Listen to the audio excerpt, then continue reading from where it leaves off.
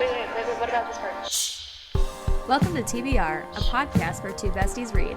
I'm Addi. And I'm Alex, and join us as we reread, Review, and reevaluate our favorite books over the years. Shh, I'm reading.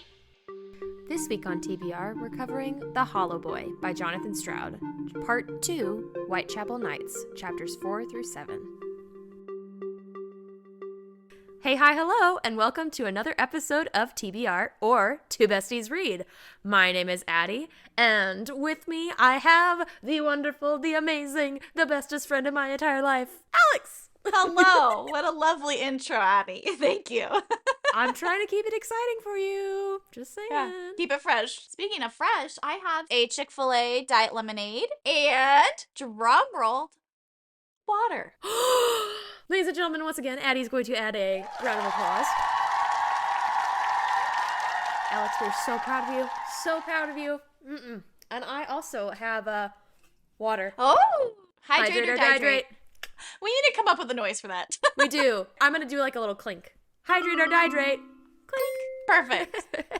So we are back. Last episode we were covering part 1 of The Hollow Boy. This week we're covering the next part of The Hollow Boy, part 2, called Whitechapel Nights. Alex, because we do meet a certain character at the end of this section that gets added onto the crew, but if you could add another fictional character to join the Lockwood & Co. crew, who would you choose and why? So I had to think about this a lot, because a lot of the things that I was thinking of right away, like Annabeth or Percy or Harry Potter, they all are a little too similar to certain members of our trio.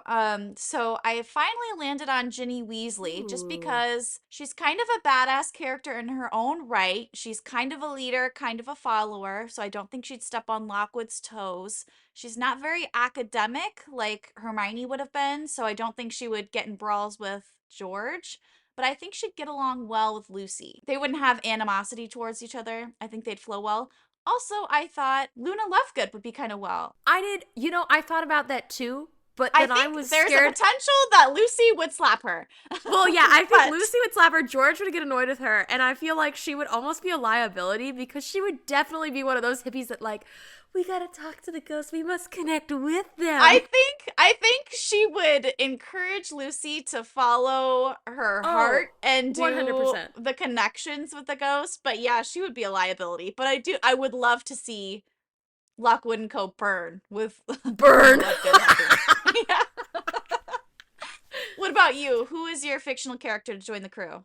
Okay, maybe it's because I've been rewatching Avatar: The Last Airbender, the cartoon, and I was watching it thinking, I was like, man, Katara would be really fun in this crew. Could you imagine in this world she does water bending to get the ghost to go back? Oh! Damn! How freaking awesome! She could also freeze stuff, like, oh my god! I think she would be a good addition to it because also I feel like she would strengthen Lucy and not compete with her. And also she has like the good aspect that Holly has of just wanting everyone to shine individually and also like building up everyone to make the best choices and like be the best that they can be. She is intuitive and curious like George, and she also is very headstrong and confident in herself like Lucy. So I feel like she is kind of a good mix of the three that I feel like she would do pretty well in the crew, personally. I agree. I would love to see it. I'd love to see it. Someone write a fanfic. We are not talented enough, but please, someone write a fanfic, because that would be super cool. But yeah, that's my options. Yes. Am I going to read Alex's paragraph now? Yeah. I'm so sorry. I tried to make it not insane. Every single time Alex writes a paragraph, and she always screws me over here. Screw you. I will say there's like a 5-point word in there. It's fancy. I never use it in daily context. Oh no. You're gonna rank me how I say this? No. I'm gonna say it dramatically. Okay, I'm gonna insert dramatic music here. During our last episode, we found our trio in the midst of investigating. It's like a trailer voiceover. It really is. Okay, take 2. During our last episode, we found our trio in the midst of investigating disappearances associated with the Lavender Lodge. The team is tricked and trapped by the elderly couple and are forced to secure the source of the haunting in order to survive. With death glows, ghost fog, and visitors of the past guests abundant, The source's location is determined to be in the attic. Lockwood & Co. works in perfect harmony with dropped rapiers, catching on fire, falling off a ladder and out of windows, abhorrent throws of both water bottles and rapiers alike, and the ingenuity of using a silver necklace as a nunchuck to avoid the tendrils of a Type 2 changer ghost. I can't do this!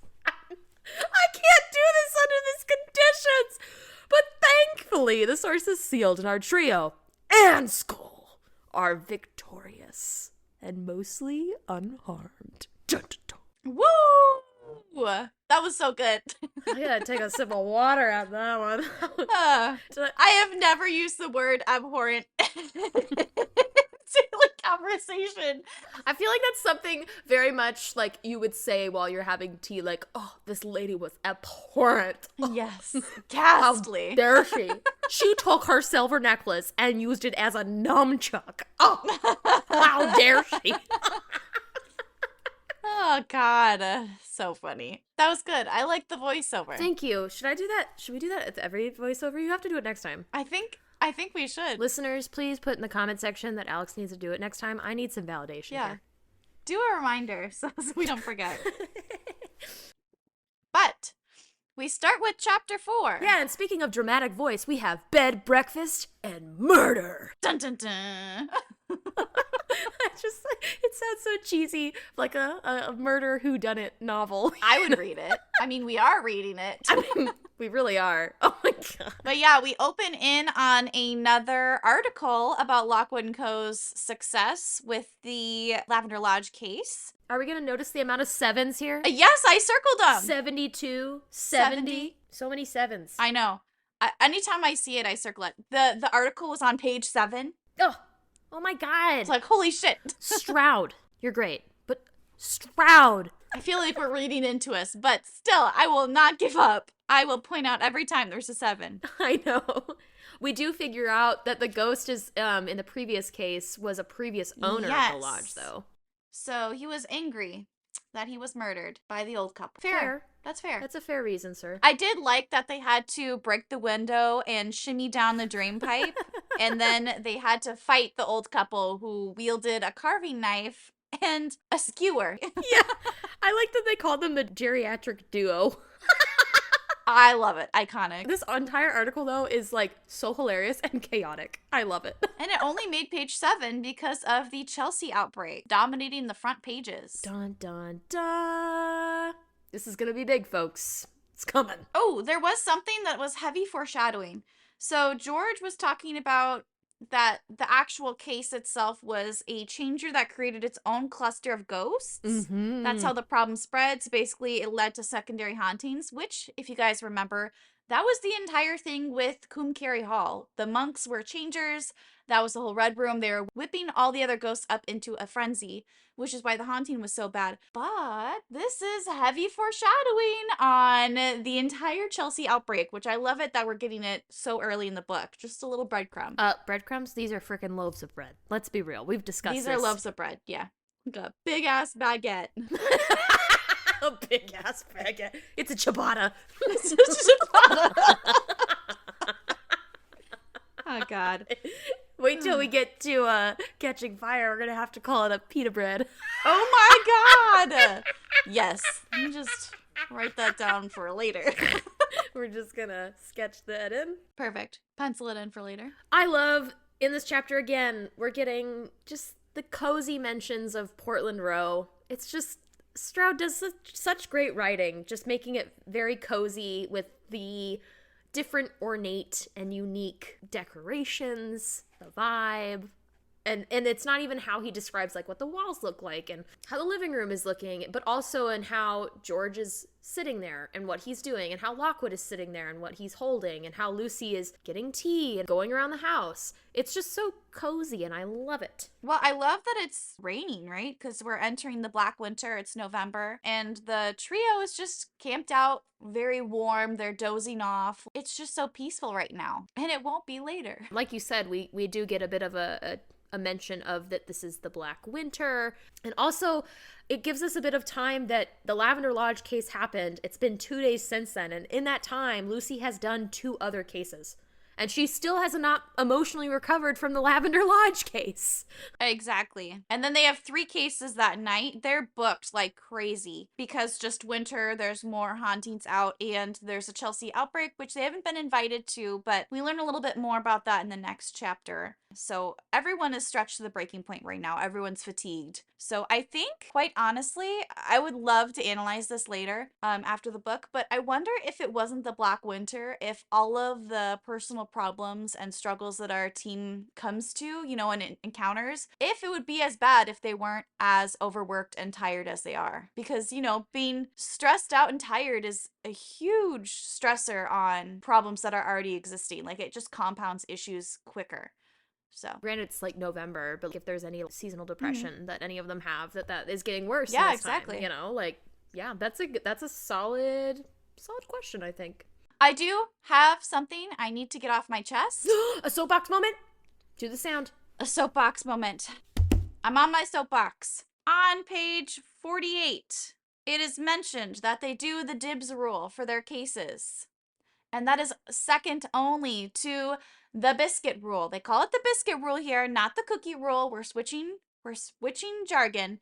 But in the last book, in chapter 7 of The Whispering Skull, page 83 on my Kindle, I don't know the actual page in the printed version. I think it's the same. It says there's a different rule that's second only to the cookie rule, and that is the rule where one person is in the line of fire when they open a door or open a coffin or experience any ghost, and the other 2 are on the side. So we're having different rules here that are both claiming to be the second rule. So biscuit rule's number 1, and then in Whispering School they said the second rule only to the biscuit rule, the second most important rule, is rotating who opens the door first. Oh, okay. And then now in this book, they're saying the second rule to the biscuit rule is the dibs on what case you get. Oh. Interesting. Okay, we're adding it to the list of questions for Stroud. Yeah, what really is the second rule? I do like them doing dibs, though. It's so funny. Oh, yeah. Because it's like siblings. And then let's all laugh really quick. So you say dibs rule. In the British version, aka my audiobook, it says bagsy.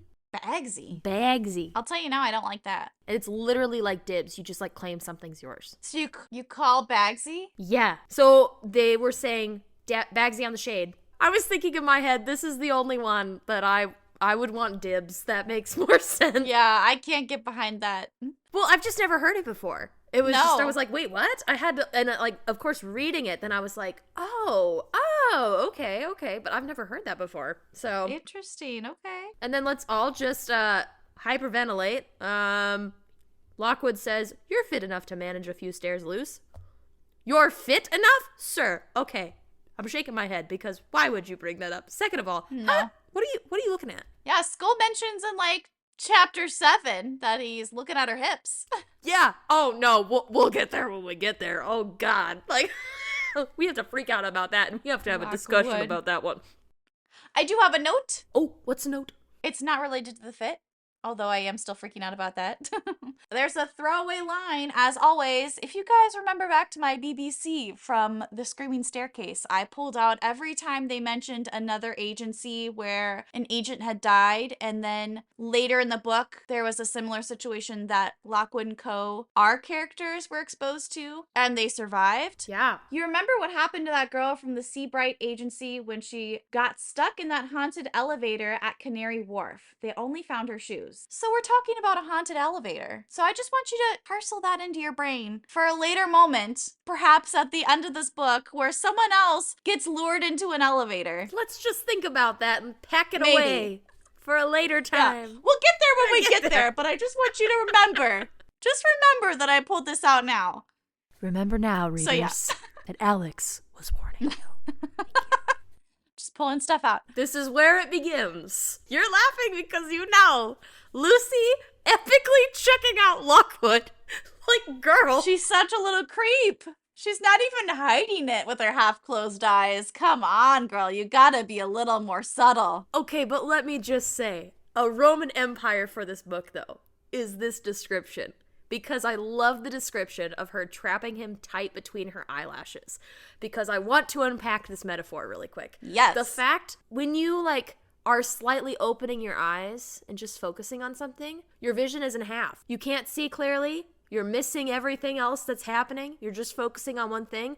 Maybe like Lucy, how she focuses so much on Lockwood, she misses the bigger picture that she should be more confident in herself and that he actually isn't that great of a person. Oh, okay. Again, Stroud maybe is not going for this, but I absolutely love that description of her trapping him tight between her eyelashes. It's like she wants to hold on to this vision that she has of him. She doesn't want to let go of this idea that he's perfect, which is what she struggles with this entire novel. Damn. Which then leads to a drastic change from Lockwood. He just automatically is like, oh yeah, we should get a new agent. Yeah, out of the blue. I mean, let's unpack this. He's totally right. They're exhausted, they're overwhelmed, they're stressed out. Realistically, we talk about it later where they're like falling asleep on cases and almost dying. They need someone else to help take the stress off because they're a small agency. They're the smallest agency. They need another agent. But then we get into the emotional implications from Lucy and George, who both are like, let's not ruin a good thing here. We trust each other. We're all friends. Let's not ruin this dynamic with a new unknown person, which is fair. Mm-hmm.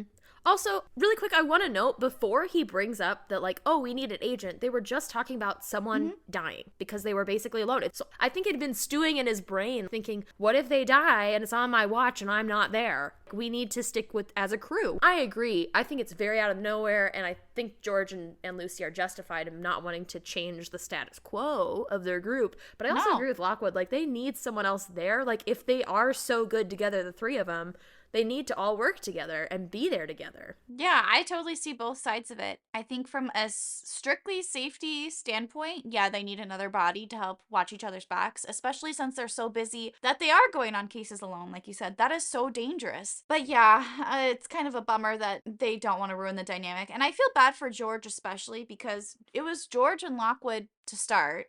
Well, okay, it was Lockwood, then George joined, and they had their dynamic that worked together. Then they introduced Lucy, who was a new dynamic, and it took a while for George and Lucy to become friends. Basically, the entire first book took them that long. And then now they want to introduce another person. So for poor George, I feel like he thinks he got lucky with Lucy because they're friends and they respect each other and they're both interested in the problem in different aspects and avenues. And now they might ruin it all with someone new. And Lucy, she loves the two boys that she's surrounded with, and she might get threatened if there's a new entity introduced, which we do see. Also, this is a good decision on Lockwood's part, thinking that they need another person. And Lucy brings up, oh, maybe just like an assistant. And he even says, oh, just like someone to like tidy around the house, organize our case files, just make sure we're on top of going to the actual cases we need to go to. But I've noticed that somehow Lockwood consistently does everything in his power to avoid getting to the root of his problems. So like when he was in the house alone, he started an agency so he wouldn't be mulling over all the deaths he experienced just by himself. I mean, granted, it's good that he's not just sitting there ruminating by himself. He got something that got his mind off of it, but then he's not dealing with those emotions. Secondly, he also runs into danger and lives on the edge to take his mind off his trauma instead of just questioning why he has a death wish. Also, he wants to hire this other person to help clean and take care of all the other stuff that he doesn't want to deal with because he's worried about George and Lucy getting hurt. Yeah. But he also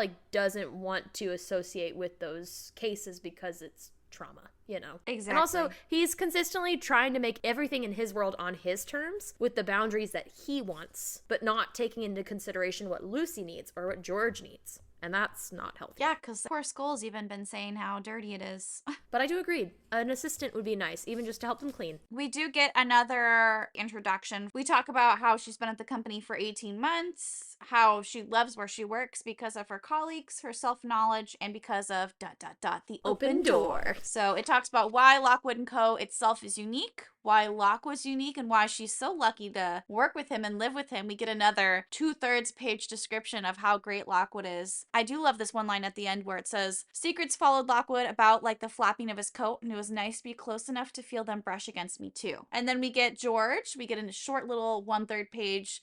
George is great. He can research. He's super honest. He's insane researcher. Yeah, and he's ferociously loyal to his friends, which happen to include Lockwood and me. It is a sweet description of George, though. It's short, But it's short, but it's so spot on. it's spot on, and it shows how much she really understands George, which is really cute. And then she says, it's because we trusted one another that we were free to explore things closest to our hearts, and that George could just research, Lockwood can try and make their firm reputable, and she can try and talk with the dead every so often, aka Skull. But honestly, I read this all and I was like, wow, she's grown so much and she's so confident. Yeah. I love her. I love this book. Lucy's confidence in herself soar, whereas we sort of see how other people's confidence in her is shaken. Then we drop to the third part of why Lucy loves working at Lockwood & Co., which is the open door. And we drop back to where we left off, where it's Jessica Lockwood's door it wasn't even locked, it was just shut. Yeah, it was shut, but it was unlocked the whole time. But we learned that it was his sister's room, Jessica Lockwood, who died 6 years ago. Let's go into chapter 5 to figure out what happened. Yeah. I feel like we could do an entire episode on chapter 5 in its entirety because literally there's so much. There's so much there. So let's all just grab our tissues. Yeah. I had to make a list on everything that made me want to cry in this chapter. So when they did dibs, there were 3 cases. Lucy got the one that was in Whitechapel, and she obviously was not super excited about it, but it kept getting rescheduled, kind of to her benefit. So her and Lockwood get to do just a case, the 2 of them, which is fun because they haven't really done a case just the 2 of them, I think, since the first case we saw in the first book. And Skull wants to come along like a little toddler. He wants to join and see some sights. And she says, no, you can stay here, basically. And he's like, oh, well, you're going with Lockwood. Better leave it to you then. I don't want to be a third wheel. Okay, the voice actor for this part is hilarious. He's complaining the whole time. He's like, let me guess, it's Whitechapel again. And she's like, oh yeah, I'm going with Lockwood. He goes, aha, I see. And it changes to like that best friend that's like, uh-huh, sure, going with Lockwood. Sure. Uh-huh. It's just so, I it's see. just so funny. And then the nothing, I'm no third wheel. Yeah. And then he just starts giving her like outfit advice. He's like, better go change your clothes. I like how he says, you look like a cross between a demented sailor and a bag lady. Skull is so out of pocket. He's so savage. Yeah, and then she's like, what the hell are you talking about? He's like, oh, I hit a nerve. Oh.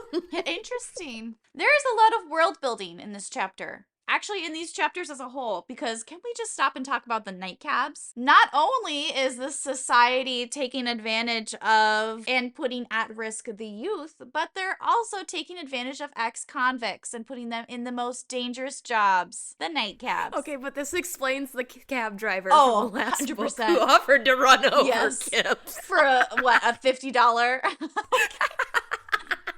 Suddenly, a ton of things come into light, but yeah. So they always have the same one, I think, that they've had before, Jake. Yes. They have a whole description of him, and he kind of asks about their case that they're going to, and mentions again the Chelsea outbreak that's happening, and that all the cab drivers have been super busy with the Chelsea outbreak of driving these agents everywhere. It really is hard to find a cab now because they're all busy driving around these agents. Oh my god. And we get a bunch of agencies dropped. We have the normal Fitz and Rotwell. Then we have Tendy, Atkins, Armstrong, Tamworth, Grimble, Staines, Mellencamp, and Bunchurch. We have finally got another mention of Bunchurch. We didn't get a mention before, right? I don't think so. And oh man, does Lockwood have a bone to pick with Bunchurch? Oh my god. Okay, for listeners that are like a part of this fandom, like deep in the lore, just again, go look up Bunchurch. Just like, that's it. That's all I'm gonna say. Go on Twitter, look up Bunchurch. It's hilarious. But the lore that is off of Lockwood's hatred of Bunchurch is freaking hilarious. It is never mentioned in the TV show, but oh my god. The only place it's mentioned is like, I think in a list that Lucy sees, like on like an ad or something like that. But yeah. Oh my god, it's so funny. But yeah, Lockwood hates Bunchurch. God, it's good. I have another. It's just a question to pose. They talked briefly about the cab driver and how all of the cab drivers always seem to outfit themselves with silver jewelry First of all, I love silver jewelry. I would do great in this society. Second of all, I just wonder how in the society the prices of gold and silver compare, because I feel like since silver has anti-ghost properties, people would more likely to have silver jewelry, like, for example, wedding rings. You know, it's very common to have a gold band, but I bet a bunch of people have silver. So I wonder if wearing gold is like poorer in comparison. Like, it's a cheaper metal. Well, also demand. So demand for silver is probably ups, and it's probably like rings or anything like jewelry is probably super expensive for silver. Also, I love Jonathan Stroud, you genius. I love the structure of this chapter. Yes. Because we start with them getting in the car, then it immediately goes to a flashback. And then it ends the flashback with the car braking and them getting out. I just love that, like, it's such a good way to stop a flashback. And I just think it's so smart. I really like it. And it's smart in general because we ended the last book with a cliffhanger. So automatically you'd think, okay, we're going to start where we left off in the next book. The first part, you didn't get any of that backstory. And you've kind of just been waiting this whole time of like, when are we going to get to it? When are we going to get to it? And it's smart how he does it because it's not in like a, oh, we're all sitting around the fire and now I'm going to tell you what happened. It's realistically when you're in the car, that's where you do a lot of thinking. So for Lucy to sit there and be like, oh, I'm with Lockwood. Now that reminds me of this. It naturally leads to when you're in the car and you're in there for a while, you start thinking back on things and like rethinking situations that you were in. And it's just good storytelling. But now we get on to the backstory about what happened when he opened the door. Let's all grab tissues. This is just sad. I love the description of the room though, because you can visually see it. It's literally a room almost frozen in time. Like in my head, I can see the dust particles just like paused in midair. Yeah, the dust motes in the air. It's dark. It's very eerie, but tragically eerie. It's nothing scary. It's just more sad. And her ghost is just floating over the bed. I have a list of things that are just sad about this chapter. Probably the thing that makes me most sad in this is the fact of how little he's saying, because Lockwood usually has a lot to say. He's a words guy. And the amount of short answers he's giving, he doesn't say how he's feeling. Like George says it, he's emotionally constipated. The boy is, oh my God, he's so emotionally constipated. It's just sad that he's not saying anything, that there are no words that he can say to describe how he's feeling. There was something in here that for some reason, I thought it was really smart. Lockwood speaking tonelessly and having his glasses on to block out the glow of his sister's death glow. He's sharing his emotional trauma, but keeping the emotions out of it entirely. That makes me sad. The fact that Lockwood's the same age his sister was when she died, that makes me sad. The fact that I can imagine little 9-year-old Lockwood nailing the silver to the door and hanging the silver mobiles in his dead sister's room, that makes me sad. The fact that it was hinted that Lockwood disposed of the ghost that killed his sister and that he slashed through the drywall with his rapier so hard that the slashes go to the brick wall, that makes me sad. I keep crying. I'll keep going. The fact that Lockwood sometimes sees Lucy and thinks it's his sister, which is a callback to the screaming staircase. When after the explosion in the well, Lockwood looks up and is dazed and thinks it's Lucy and says he thought it was someone else, aka his dead sister. Tragic. When George and Lucy are fighting over what to talk about with Lockwood right in front of him, and Lucy calls him brittle and hypersensitive and says that George has no empathy, while George argues that Lockwood's finally over his emotional constipation, and Lockwood just has to be like, guys, I'm right here. Like, I didn't leave the room. I'm literally right in front of you. I can hear you, and that they're both right. So he wants to share this emotional trauma, but he can't, and he finds it very hard. Makes me cry. I'm sobbing at this point. The fact that Lockwood used to hope that Jessica would come back until he grew up and got more experience and realized that he would have no idea how she would come back if she died, because that's something with the problem that we have no idea how you would show up. George mentioned it, I think, a book ago or 2 books ago, where it's like, how would you know exactly how would you show up? Because some people show up as wraiths and they look disgusting. Some people are limbless and they're icky, and there's no way to know exactly how you would show up. And she could have looked terrifying, you know, sobbing at this point. And then, finally, this is the last thing on the list, Lockwood being unable to bear using iron against his sister's death glow because it would be too similar to how he treats regular visitors. And he can't do that to his sister. Just crying. Crying. I like literally almost ran out of blue in this chapter. It was just so sad. My heart is just like wrenched. Like, this explains so much about Lockwood. It does, and it just... Again, I'll go on my soapbox of why I think Lockwood is written so wonderfully because you have this really tragic backstory for him, and he could easily be written as a character that is so emotionally constipated that he is rude, he doesn't like to listen to others, he shuts himself off from everyone else. You could easily have him be, no offense to the Six of Crows fandom, but you could easily have him be a Casbreaker. Oh, yeah, 100%. And it's been done many times like that. It's so refreshing that you have, I mean, I always go back to the Hunger Games, you have a kind of a Peter Lamar character, you have a Golden Retriever energy for someone that actually has dealt with a lot of trauma. I just love Lockwood because of that. It's not that he has been through all this, dealt with it. No, he still hasn't dealt with all these emotions, but he still, at the end of the day, chooses to be positive about everything and be optimistic. And is that healthy? Probably not, because you really should be dealing with these emotions to get through them. I think it's good that he is such a positive person because you don't see that a lot in media of people that have dealt with these tragic things. And no, you always see them being like rude and shut off and depressed and like they don't want to talk to anyone. And Lockwood is completely different from that. Well, it talks to this, like, certain strength of a character because everyone, like you said, experiences grief and experiences trauma differently, but it is put out there, and whether or not Lockwood has dealt with his trauma, which I don't think he does, or whether or not he's truly team optimism, half the time I think he's trying to convince himself, and that's not truly what he's feeling. But it takes a certain strength of character to be exposed to awful things in the world and go through what Lockwood did, what he shares in this chapter, and then choose to be kind to Lucy and George and choose to be caring and choose to put that forward. So I do like that we get sort of a Golden Retriever character who has shared now what he's experienced that was super dark. Yeah, absolutely. Which, side note, I don't know if we actually really said what he has experienced. Obviously, if you've read the book, you know, but if listeners are just listening to this because they haven't read the book, first of all, go read the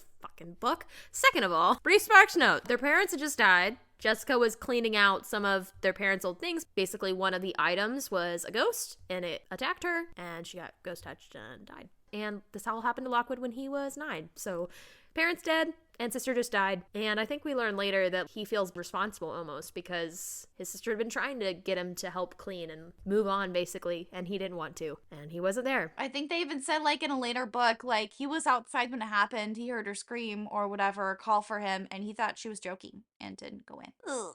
But yeah, we learn more about Lockwood's parents, that they were researchers of the problem, which is pretty cool. Yeah, and we're getting a couple more puzzle pieces on why Lockwood feels the way he does about ghosts, because he has this trauma associated with his sisters. And I like that Lucy consistently understands that, of, oh, well, given what he's gone through, I need to respect that he's probably scared that I'm doing this because of what happened to his sister. She's trying to be a little bit understanding based on what happened. I have a question for you, though. Before you learned what was in the room, what did you think was in the room? I can't quite remember what I thought was in the room. I feel like I thought it was a source or something, especially when Skull started saying, oh, the iron tacks in the door. I was like, well, why would you have iron if you're not keeping something in? So I didn't know it was a sister. I didn't really think it had anything to do with his parents, but I thought maybe it was just something from like his old mentor that he was keeping that would have a bigger relation to the problem, I think. Maybe just a random ghost. I don't know. Well, I was curious, like, when you finished the show, I guess, also. Because that'd be completely different, because we get less hints in the show, I feel like, to what's behind the door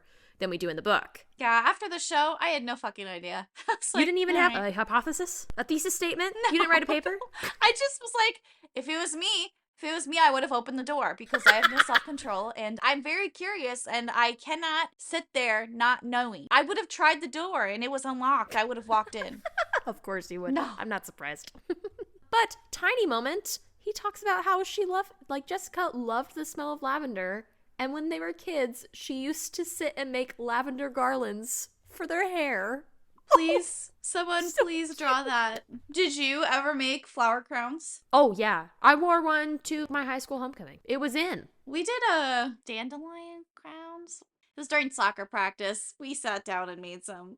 There's a ton of dandelions on the field. Oh, so cute. Yeah, no, I was not that kid. I was the kid that wanted to be Spider-Man. And when I was goalie in soccer, I decided I was going to be Spider-Man in the net. And then we lost because I wasn't being a goalie. I was being Spider-Man in the net. You know, how old were you? Go sports.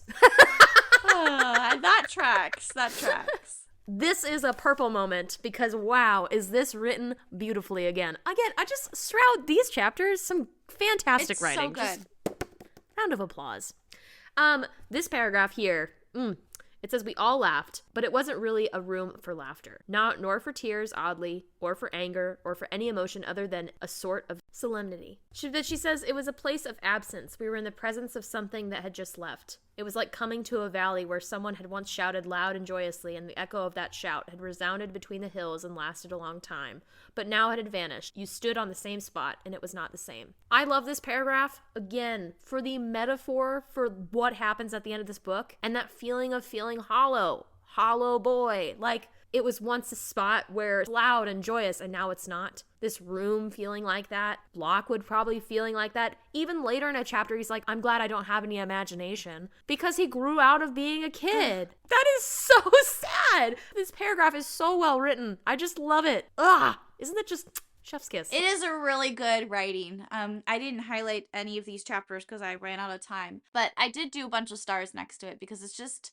anyone knows what that feels like, whether someone died and you're walking through their house later, or even a classroom and you're walking into an empty classroom. It just feels wrong because it's not full of laughter. It's not full of noise. It just feels weird. I think everyone knows exactly what that feels like at some point. Especially when you lose someone, and when you're at a funeral, there's still some joy here and there, but even if you're not in a place where the person died, there's still that feeling of this hollowness. There is still some joy there to be had from all these people coming together because of you. Man, I could go on. Anyways, but true Stroud fashion, we are left with more questions. Yep. There are many pieces to the Lockwood puzzle that we have not yet put together. Layers. Like an onion. Or a parfait. Chapter ends with them being stuck by the Chelsea outbreak roadblocks. Agents everywhere. And then we go to chapter 6. They get out of the car because, let's be honest, they can't really go anywhere. Plus, Lockwood wants to plug their little agency and be like, hey, have you seen Lockwood & Co.? Send us some work. He wants to go bug Inspector Barnes. He does.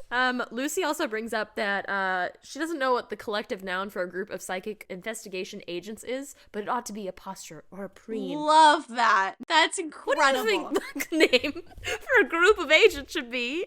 Are you leaning more posture or preen? I'm leaning towards preen. I'm leaning towards preen as well. Because it makes me think of birds, and they're all colorful with their, their agency uniforms. But I did think it was interesting, once again with this world building, we're getting that there was a crowd of citizens, which is rare to see after dark because everyone follows curfew, that are protesting and making speeches. Deeprak's observing the agents are all out doing their cases and just kind of chatting and clustering around, but it seems like all of these ordinary citizens are so upset with how the Black Winter is going and how they're being evacuated and how people are dying. Yeah, which is, again, stupid. It was reminding me of, like, Twitter, how people just, like, complain, and it's like, okay, do you have a solution? And they're like, well, no. And it's like, okay, then what's the point? Do something. So it's like, I don't exactly know who they are protesting for, because they're not trying to protect the kids. If anything, they're trying to make the kids do more dangerous stuff. It's like the government, I don't know about the government in this place. It seems like the agencies kind of run everything, and the people who are in charge of the iron and the lavender and etc. Silver. And they even say, like, the air was crackled with condensation and hostility. Yeah. Oof. Yes. Oof, oof, big oof. Her description of Barnes and Kipps, as always, just a scathing review, even going as far to call Barnes's mustache to be the size of a dead hamster. And I will say Lucy will use anything but the metric system. A lot of rodent descriptions, because we get Kipps, who looks great in his uniform, but the overall effect is like watching a plague rat lick a bowl of caviar. Also, our description of, like, how you lose, like, the bejeweled belt strap, a silver jacket, as soft as a tiger's pelt, and all I'm picturing is, like, it looks like Tiger King in my head, even though that's not the description. Yeah, that's all I could think of. How does she know how soft a tiger actually feels? Because I would imagine they are not that soft. And they're, like, tight pants. Like, they're skinny jeans almost. Oh, like, Kipps jeans. would wear the tightest pants possible, just because. His persona, or, like, his character in the TV show is so different than in the book that I really want to know where they were gonna go with season 2. I gotta know. I would love to see it. But honestly, I will side note, I think it's really impressive that he's gotten so far up in the Fitz agency with so little time. Like, he's the youngest supervisor. Oh, yeah. And he's, like, working with Barnes to organize who's going where. So we gotta give him a little credit that he does a decent job. Kipps grows on you as the stories go. I'll say that. Yes, he does. He even offers to Barnes, you know, do you want me to run them off? Which, side note, the British version says, do you want me to turf them off? Turf them off? Turf them off. Okay. Turf them off, man. It sounds like something that would happen on a golf course. You want me to turf them off? We're not going to try accents on here. It's not going to work out, so. No, we're not Lockwood. We're not going to try it. We know our strengths. Knitting and drinking Diet Coke. Yep. The two strengths. Two strengths of TBR.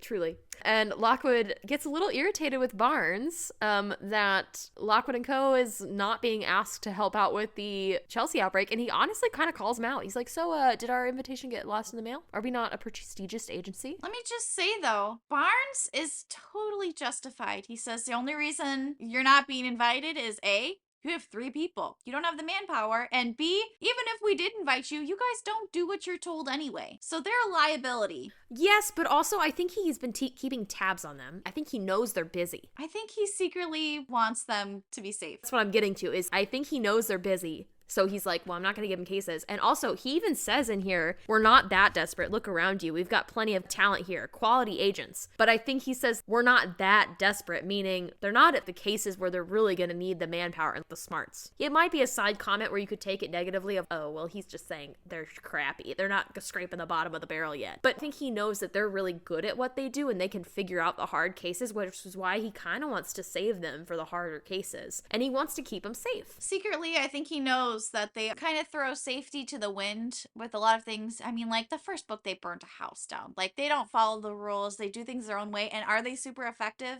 Yeah, they are. They solved a lot of big cases. But I think he doesn't want to put them in harm's way if he doesn't need to. Secretly, I think he cares about them a lot. Yeah, I think he does too. But we have to stop for another approved message from Lockwood about how shitty Bunchurch is. Oh, God. Another. We finally see Adam Bunchurch, though, with his dangling jowls, rolling belly, and self-importantly clenched buttocks. Also, what a terrible color for the uniforms. Mustard? I love the color of, like, mustard yellow. Get out. That's one of my favorite colors. Like a Dijon, you know, like. Dijon. Alex will be now having her agency with Dijon. Okay, it's not a good color it doesn't look good on me, but I do like it. I was going to say, please don't say it's your favorite color, because don't look good on you. I love you, Alex, enough to know it don't look good. It's not my main. I will say, I think there's a huge difference in how Lockwood outwardly despises this agency, because even with the Night Watch, he's like, oh, the Night Watch, you know, let's be nice to them. The other agents, they're just agents following their supervisors. He cuts them a lot of slack in other books, and it's like, Bunchurch, fucking hate him. Out of 10 of them, there's only 2 good ones. But that's the thing, is it's another small agency. There's only 10 of them, so like they're probably the closest, like, size-wise to Lockwood & Co. I just love his outward hatred towards them. He's not pulling punches with his descriptions. He even tells Barnes, he's like, really? Bunchurch? I need to know if something happened between the two of them. That's what I want to know. I feel like something went down. That's the backstory I want. Yes, I'd love to learn about Jessica Lockwood and his parents. What happened with Bunchurch? I need to know. Yeah. Book 6? Thank you. Thank you. Thank you, Strad. Kipps kind of pulls him aside afterwards and basically says to Lucy, another job offer, like, hey, come work for Fitz. Don't be an idiot. And again, I think he knows how good they are and how much they're needed, but he doesn't want to outwardly say, hey, we need you. And so he's trying to give them a good option. You guys are really good. You would do great at Fitz, but I think he goes about the wrong way to say it because he doesn't want to admit that they're that good. Yes, I respect Kipps for at least saying it, because like he said himself, oh, I could gloat, but he really says, like, hey, there's a lot of action going on, a lot of weird things happening that we have never seen before. They're stirred up by something. Like, something weird is going on, and he's acknowledging that he doesn't have the answers. And he does say, like, I need you guys to listen. Join a real agency and help us out with this. Like, get in on the action.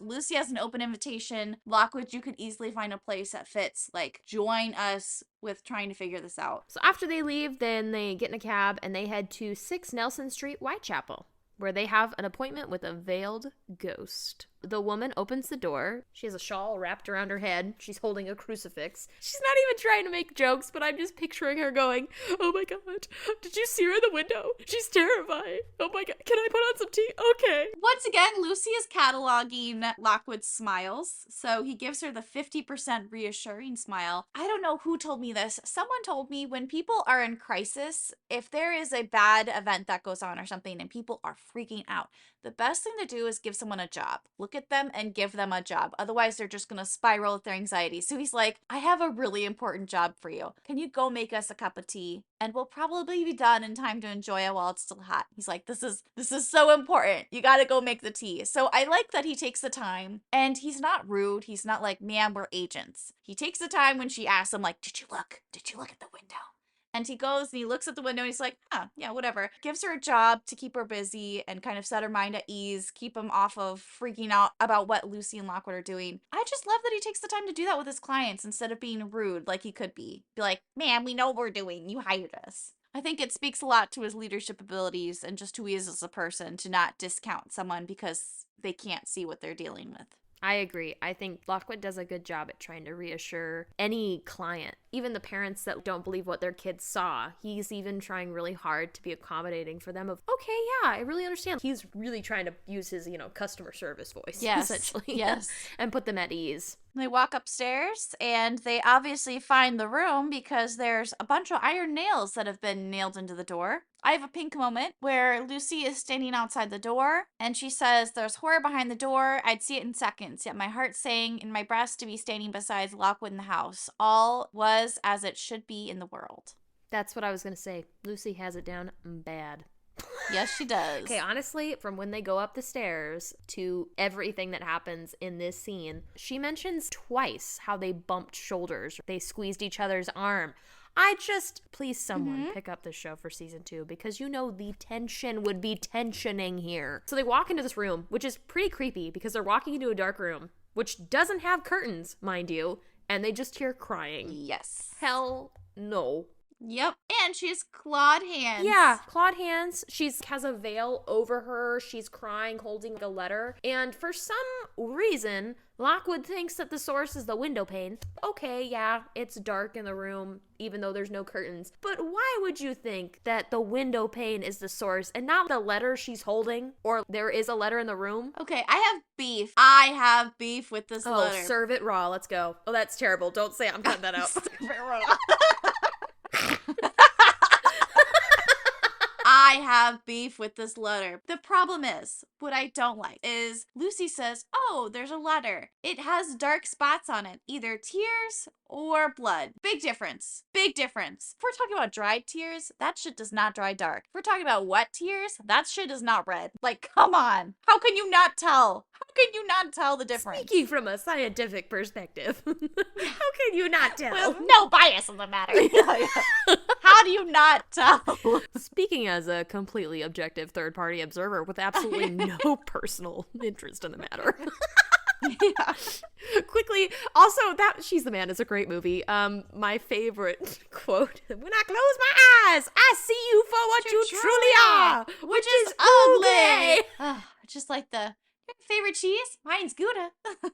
Back to this, the letter. Why would Lockwood think it's the window pane? I mean, I understand, but also, literally choose the veil. Choose the dress. But the letter, come on. Yeah, choose something. Lucy is trying to connect with the ghost, like she did with the one for Lavender Lodge, to kind of figure out what's wrong. Obviously, the ghost is crying. And Lockwood's not okay with it. Yeah, Lockwood's mad. While Lockwood is laying out the chains, it kind of muffles the connection because silver or iron, whatever the chains are, break that connection a little bit. So she's like, I'm trying to figure out what it's saying. Move the chains. He says no. She hears the ghost say, keep it safe. I kept it safe. And then points to the armoire. And then the ghost attacks her. Lockwood, of course, saves her and cuts through the ghost. Jumps in front of her. Jumps in front of her, bitch. Put it there. Lockwood is so sweet and saves her life. And then the room clears. There's no ghost anymore. She thinks she knows what the ghost was trying to say. Lockwood's like, she was attacking you, Lucy. Didn't you see her face? And she says, no, she was just showing me. And And then they creep into the armoire. Lucy takes like a pocket knife, opens up the bottom of the armoire,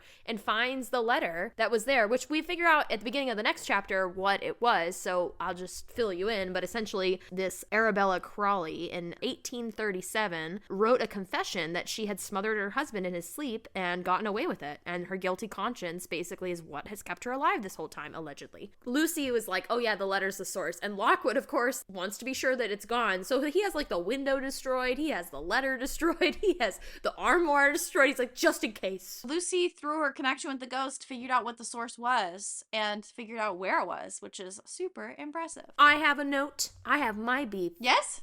Let's just notice Lucy figured all this out and got the source, and not once did Lockwood congratulate her or say anything. Strike one, buddy. That ties into my what if question that I posed later. Because all we see is Lockwood nodded, his face doubtful. He was studying Lucy closely. Maybe. Then he broke into a smile. Then they get distracted by the tea. There was no conversation about this, and we don't actually know how Lockwood feels about it until later. It wasn't, this is incredibly dangerous. There was nothing there to let Lucy know what was going on. So for this ghost, I know we have a spooky scale that we have previously brought up. I think in our BBC for the Whispering Skull, you brought up that there's like the 7 deadly sins that get brought up, and that possibly a lot of the ghosts that we face are all driven by one of the 7 deadly sins. So we've also been recording that on our little spreadsheet that we have. So this one, what do you think this one is driven by? No, this one throws me off. So we have gluttony, sloth, pride, envy, lust, and greed. I think it might be pride that she had gotten away with it, but because it's almost like there's no deadly sin for guilt. And that would be what this is. Like, it's not envy because she wasn't envious of her husband. She killed him. I suppose you could say wrath of killing the husband, but then she was super guilty about it later. So maybe pride, yeah. This one's a weird one. I'm missing the 7th sin. We only have 6 on here. I know it because I did the New York Times Strands game today, and it was 7 deadly sins. So it's sloth, gluttony, greed, pride, envy, lust, wrath. The wrath is the one I always forget. But after this case, Lucy once again goes on about really how confident she is and that she wants to do solo cases. Like, even though they're overworked, she is enjoying doing some cases alone, which I think is so different from the first book that it's like, oh, Lucy's grown so much. I love it. Our team is growing. And she treats herself to a little holiday. Actually, Lockwood does. He tells her, you got the week off. But before she takes the week off to see her family, who she hasn't seen in 18 months, she does that case that she was stuck with the dibs rule that was in Bermuda court. Then we're getting to, let's just all laugh. So Skull is like, man, you're out of shape. She's like, really? Come on. And then he calls her an asthmatic sloth, which, okay, Skull. And then says, it would help to lose a little weight. Like that bit on your hips Lockwood's always going on about. Excuse me. 1, why is he going on about this? 2, what is Skull heard? And in what conversation would this come up? And also, poor George. What context is this coming up? Where is Skull getting this? I really think we need to discuss what context this would come up. Because, like, there's a piece of art that someone has done of Lockwood just sitting there, like, hips, and George is just sitting there like, really? And I'm like, again, what conversation would this come up? I really need to know. I think Skull is making this up. I think he knows that Lucy likes Lockwood based on their past conversation about her changing her clothes for him and being a third wheel. I think he's just making this up to make her mad. And you do. I think Skull is stirring the pot. I think he probably is, but my Locklisle heart really wants it to be that he was talking about it.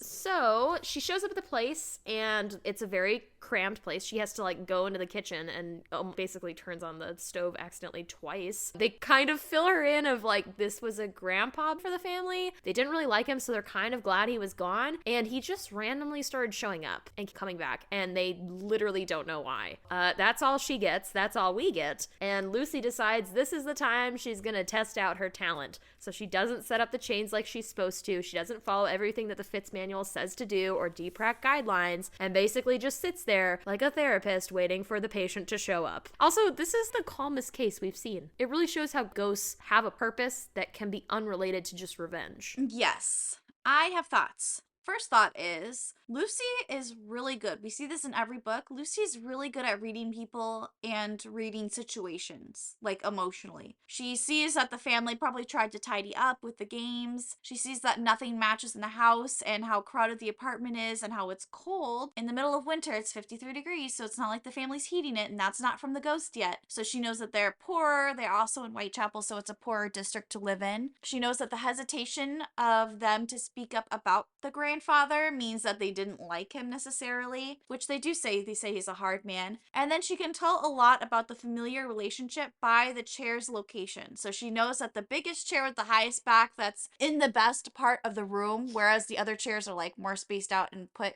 in inconvenient locations. She knows that that's the chair of the grandfather, just based on like how they've been talking. So I think that's really interesting to get her insight, because we're more in her head right now, seeing exactly how she's thinking of things without Lockwood or George speaking up about it. So I like that. Yeah. I mean, this is the first solo case we've seen her on. It's, Yeah. Skull and Co., Skull and Co. Carlisle and Skull. I mean, she even said, like, she likes doing these cases alone, and it just kind of proves that she likes it because she gets to test out and finally gets to take a risk and see what it's like. Yeah, she has full agency over her talent and her actions in this point because no one's telling her what not to do. Now, the problem I have with this, I am all for, yes, test out your talents, try to connect with this ghost that doesn't seem to be causing anyone harm. It's just sitting in the chair. It's not hurting anyone yet. What I don't like, she mentions that because the apartment is so small, the family is so close. In theory, she's endangering them by not putting out defenses. Here's my problem. Lucy, it is fine to risk yourself. Go for it. But lay out some chains in front of the kitchen or the part of the room that they're in. So if this ghost does turn violent, it doesn't kill them. Like, come on. You are working and being paid. You are being hired to do this job and keep this family safe. And she's inherently ignoring the risks. So I don't like that. And also it says that she's committing a crime in Deeprak's eyes right now by not following the guidebook. She could get reported for this stuff. I think it's fine to take risks and explore her talent, but not when it comes at the expense of a family's safety. Yeah, she goes on after this case about how she has two theories. One, ghosts come back for a purpose, and two, that if you can connect with them and fulfill that purpose, they'll go away. And she says the second one is a little more just her theory. It's more a hypothesis. Yeah, it's radical. Yeah, it's radical, and I think it's because, well, one, it doesn't apply to every situation, which we'll see later on when we meet a poltergeist. It's not applicable everywhere. But two, it's kind of the unknown of how George always is wanting to test and go further and go further, but he technically is breaking a lot of these laws. He's trying to figure out more of the problem and more of these answers, but really the society that they're in has built up these walls that they won't be able to answer those questions and go that extra distance. So yes, she is putting them in danger, but I also think there's a lot in the society that's inhibiting her from them actually being successful in this profession and actually figuring out more to be even more helpful in solving these cases. Exactly. Which just sucks on her end because she's so good at this in her little therapy session with a ghost. It shows up and she's like, well, welcome.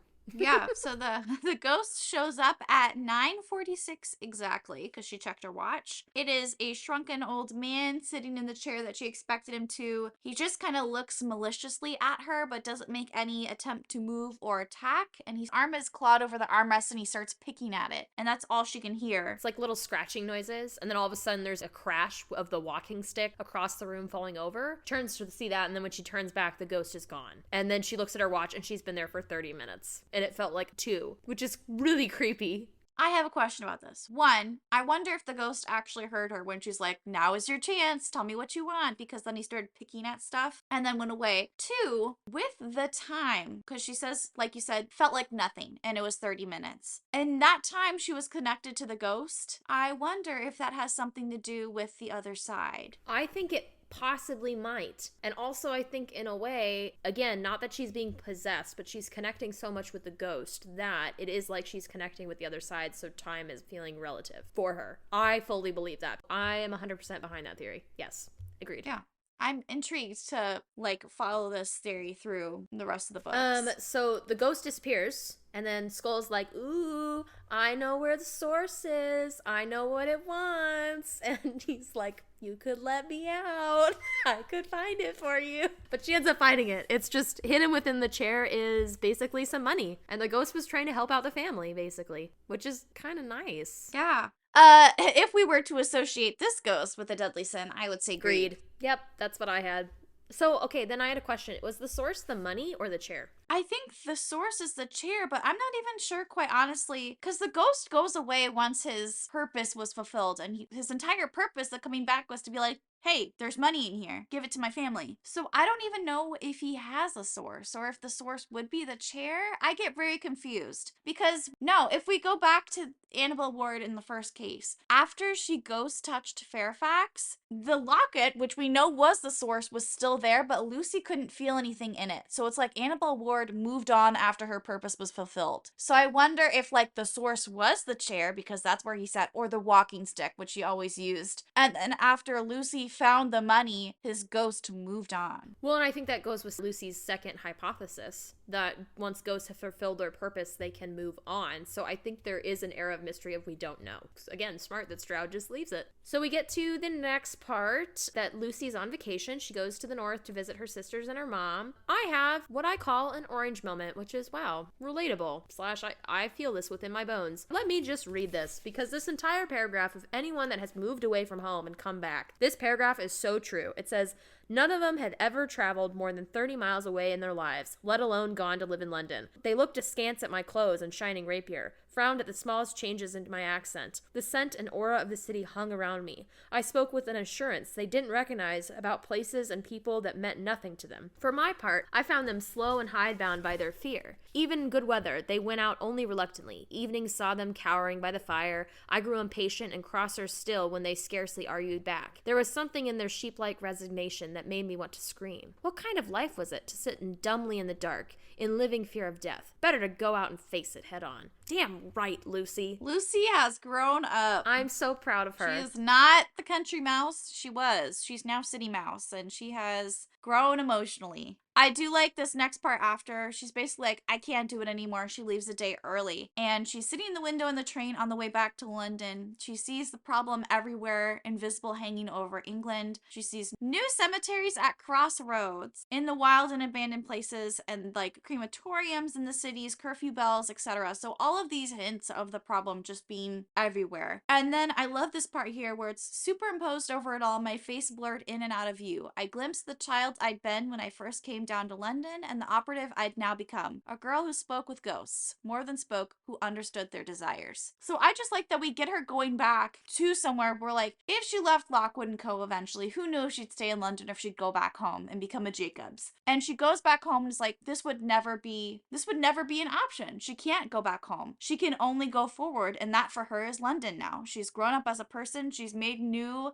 people, new family, new friends, you know. George and Lockwood have become her new family. And it's just this whole scene where you can see her seeing the person who she was and her seeing the person who she is now. Ugh, love it. I love it. She talks about this new talent of hers and that she wants to use it more. And she's like, oh, well, I may need to ask Lockwood if I can experiment with it more. And I'm just like, no, bitch, you don't. Lucy has had a self-revelation on her vacation. What'd you say? Did I say self-revelation? Self-discovery. She's had revelation. Relevation, even a word? Revelation. Oh, a self-revelation on her There you vacation. go. You keep saying relevation. Self-revelation. Self-revelation on her vacation. Self-revelation on her vacation. Say that 10 times fast. Jesus. Self-revelation on her vacation. Lucy's grown up. Basically, she knows what she wants to do now and is heading back to London to make it happen. And what happens when she gets to London? She's like, oh, I'm coming back a day early. Let me just stop at a Reef's. We're gonna get some almond iced buns for Lockwood. That's her favorite. I'm gonna surprise them. I'm gonna put it on the second best plate. I'm gonna get that on the best plate. Oh, the best plate. Second best plate. Second best plate. I'm gonna. Yeah, she walks in. She's like, and they cleaned for me. Clearly, they missed me. Oh my God, my family love them so much. She walks down, and what does she see?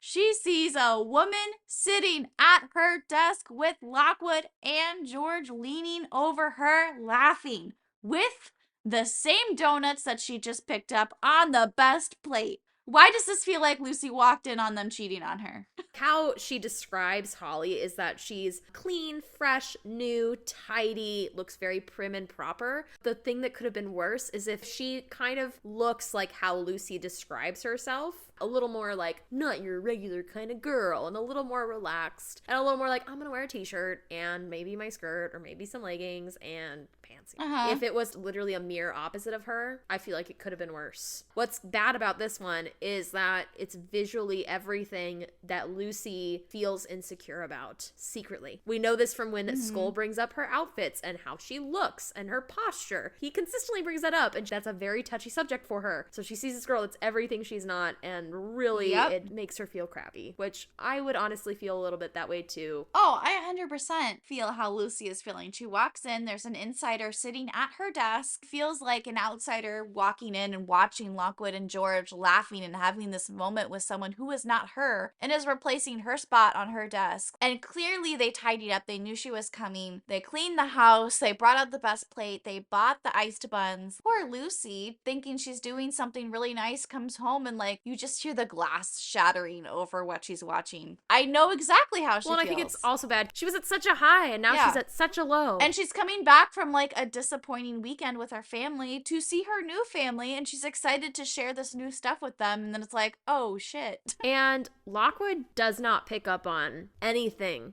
that Lucy's feeling. And this is kind of a strike for me because she walks in, he's like, oh, Lucy, hi. Like, what a surprise. How was your trip? Like, oh, it's nice weather. And she's like, there's a girl sitting at my desk. Are you gonna introduce me? And he's like, oh, yeah. We'll get you a new desk tomorrow. And she's like, a new desk? Like, you're not gonna introduce the lady that's in my desk? He's like, oh, yeah, this is Holly. Lockwood, are you not picking up? This is not okay. I think he also might be panicking a little bit. I'm sure he tries to make it better, and he's like, this is Lucy Carlisle, the perfect agent I've told you so much about. I don't know if he can see her expression or what, but yeah, it does kind of seem like when she walks in, he's like, you weren't supposed to be here. Yeah. You know, when people are like too fake being nice because they know that they're in trouble, and they're like, hey. I think in a way he's kind of flustered. Not flustered, nervous because he likes Lucy or anything, but he's surprised that she came back early, and he's like, oh crap, I didn't have time to think through how I'm gonna talk to Lucy about this. And I think it just comes off bad because he's not really good at that stuff. And particularly when it comes to Lucy, because he knows that she can be very stubborn and touchy about this stuff. And Lucy didn't want someone new, and they hired her and interviewed her without their consent. But let's say she didn't want someone new, but she said if we were to get someone, hire them as an assistant. And he did hire an assistant. I will defend Lockwood in that sense of he was thinking ahead. I just think it's wrong that they hired someone. They hired a new person without having Lucy be a part of it. Yep,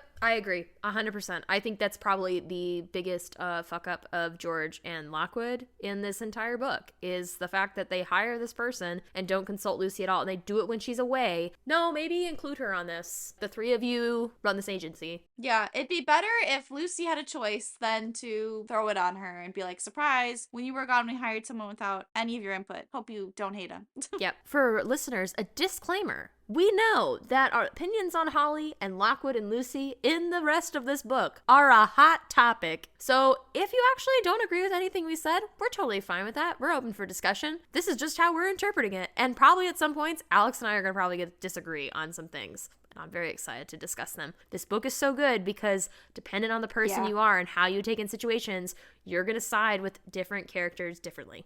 Yeah, we'll just say we come to love all of these characters, but man, do they have their problems. And this book is a huge book where all these problems come to light. And now we're on to the what if question of the week. We actually have two. We'll go through the first one pretty quick because we're running long on time, as always. What if Jessica's ghost had returned? Do you think that Lockwood would have been able to contain and destroy her source at all? I do not. I think he would have just locked her in the room. I don't either. Like, he couldn't even use iron. Like, maybe he would keep her in chains. I don't know. But I don't think he'd be able to snuff her out. I really don't think he's strong enough for that. And I think the longer she would have been there, I don't think it would have gotten better over time. I agree. It's heartbreaking to think about. So we're just going to move on from that question. That's why I said we're going to keep it short. Okay, anyways. What if Lockwood had yelled at Lucy immediately for attempting to connect with the weeping ghost instead of brushing it off after he saved her life? I think it would have changed how she had done the next case with the old man, greedy ghost. Lockwood, I think, would have made up some good points, being like, this is endangering yourself, this is endangering everything we stand for at Lockwood & Co. Kind of like how when he said, you can't keep secrets and dangerous things, you can't keep doing this stuff with Annabelle Ward, like, if it happens again, we'll kick you out. I think if he said something like that, it would have come off more real to Lucy. I think she would have taken it more seriously and analyzed it, and I think that she would have had that mindset of what Lockwood said going into that greedy ghost case, and would have been able to think about it, or at least come up with an arguing point while she was on vacation, and come back more willing to work on it with Lockwood instead of going off on these one-off cases and just doing it in secret. I think also, though, at the first book, she had just started. When you first start a job, if your boss is like, you cannot do this, or you're in trouble for this, oh shit, I'm gonna listen, I'm gonna be scared. But after a couple of years where I've learned more some self-confidence, but at that stage, if they're like, oh, well, you can't do this, then you're kind of like, why? So you're more willing to fight back. I think the dynamic of the book would have been completely different if he would have yelled at her, because a lot of this book is about pent up emotions that no one talks. It's not even miscommunication, it's just no communication. Lockwood will blow up at Lucy later, but that blow up would not mean as much if, like you noticed, he doesn't say anything to her in this moment. He just brushes it off and moves on, pents it up. And now we have Lucy doing the same thing with Holly. She pents it up. Yeah, she should have aired her grievances early. They pent up their emotions, and even Holly's gonna do that too, and it eventually screws them all over. Yeah, explodes. I mean, Lucy's stubborn. I don't think she would have let go of the, metaphorical bone to pick with doing what she wants, but... All right, now on to the favorite moment guessing game. Woo-woo. I feel like yours is the chapter 7 self-discovery, going back home and realizing the world is, that world is small and you've grown. Mm-hmm. Yeah? I feel like it's just such a good paragraph. Yeah. Good writing. I think I actually have a tie, though, and I'm looking back at my notes. It's that moment and also trapping Lockwood between her eyelashes. Oh, that is a good one. For you, do you know what your favorite moment is? I do. I didn't really talk about it much. Well, that doesn't help me. No, I talked about it a little bit. I feel like it's probably Lucy and him are discussing if she came back specifically, because I feel like that is just, let's just take out my heart and put it on the table and crush it. Specifically, it's the part where Lucy and George are arguing about Lockwood right in front of him. Because I'm just like, they care about him so much, but this is not the time to be asking these questions and arguing while he's sharing. It's so much sibling energy. Who calls someone brittle and hypersensitive right in front of their Who face? calls them emotionally constipated in front of them? Usually I pictured Lockwood as dad and Lucy as mom and George as baby. And this is like George is dad, Lucy is mom, and Lockwood is baby in this situation where your parents are arguing about their kid right in front of them. And it's like, oh, okay. Like, we're gonna pretend I'm not here. Like, all right.